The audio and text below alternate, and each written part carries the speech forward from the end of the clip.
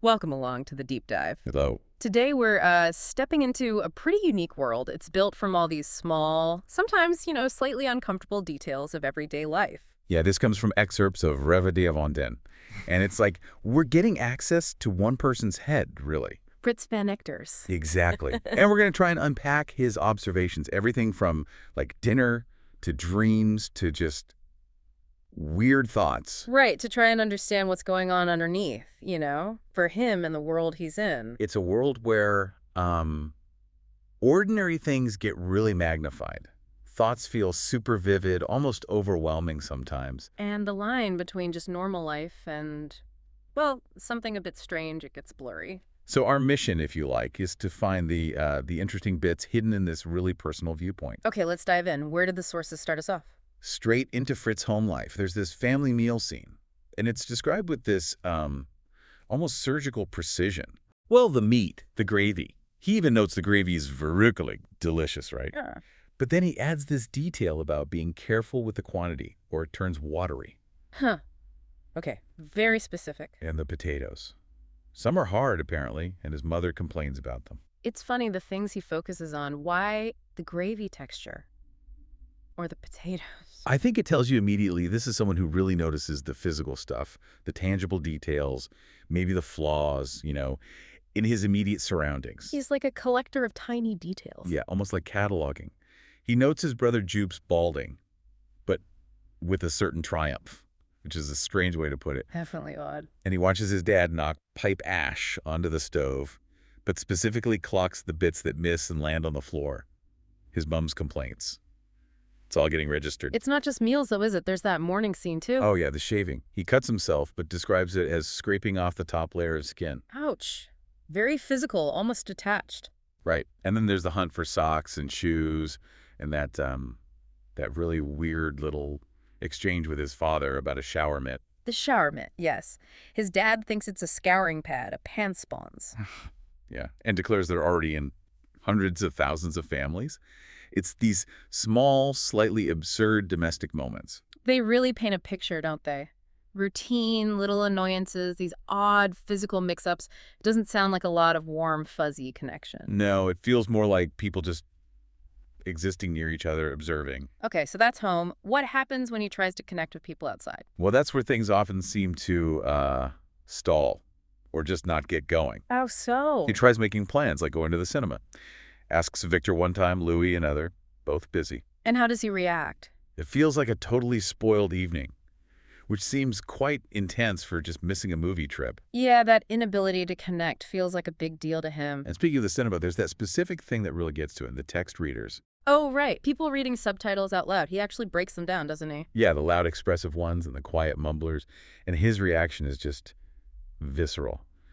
Jesus Christus, that is something terrible. Wow. But his friend, Jushi. Totally different. Just says, I never care. Which really shows Fritz's, heightened sensitivity, doesn't it? He seems to absorb all these little annoyances that others just ignore. Exactly. It's like the volume is cranked up for him on that stuff. And it comes out in his conversations, too. Seems like it. He visits his friend Louis, and apparently the first thing he says is, you certainly look unhealthy. Oh, charming. Followed by awkward silences.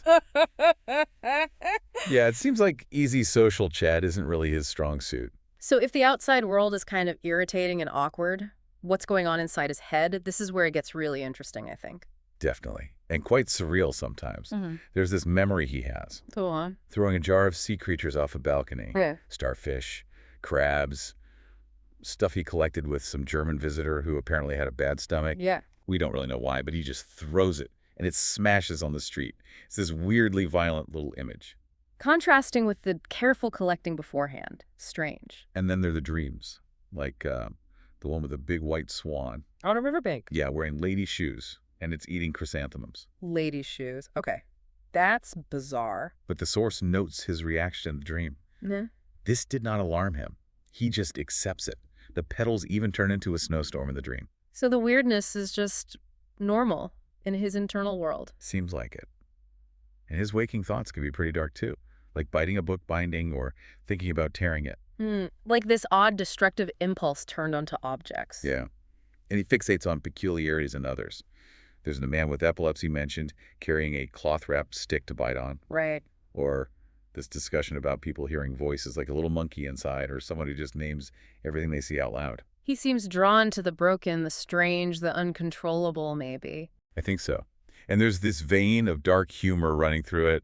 Comments about flies with broken wings in an ashtray, or a dying woman having sharp hearing. Or that comment about dying before the thaw, so the cemetery isn't muddy, grim. It is grim. It suggests someone hyper-aware, but maybe coping through detachment, through observation, and this sort of cynical commentary. It paints quite a picture. Okay, let's talk about that New Year's Eve sequence, because that feels really central, bringing everything together. Absolutely. The build-up to midnight, you really feel it in the description. The clock ticking, tuck-tuck.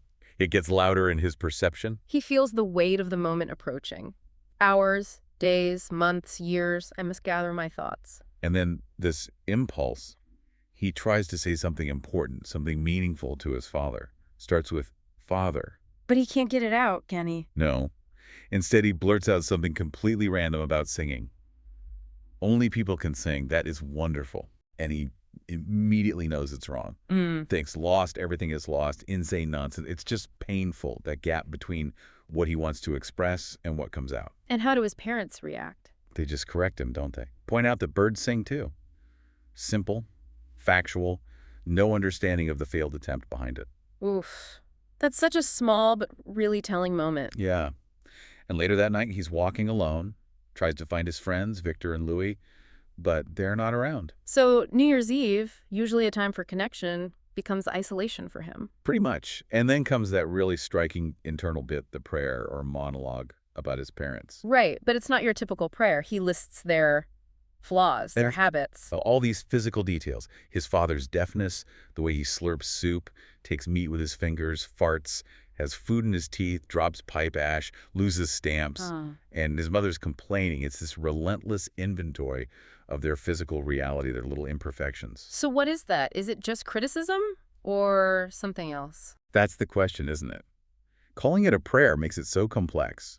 Maybe it's his strange way of acknowledging them, of seeing them incredibly clearly, even if it's through a lens of irritation or, I don't know, being overwhelmed. It's like he's offering up these mundane, irritating details as the core truth of their being, almost. Elevating the ordinary flaws. Yeah, it connects that intense observation with his internal struggle with relationships. It's unflinching, maybe uncomfortable, but incredibly attentive.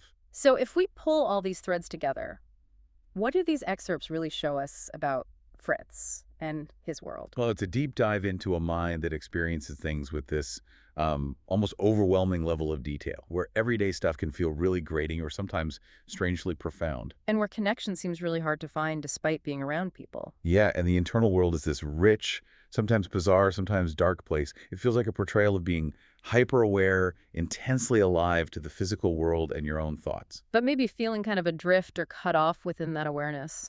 Exactly.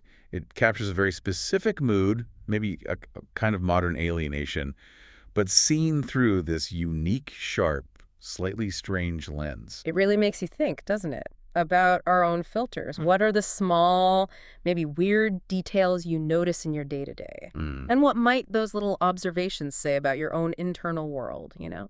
Definitely something to chew on.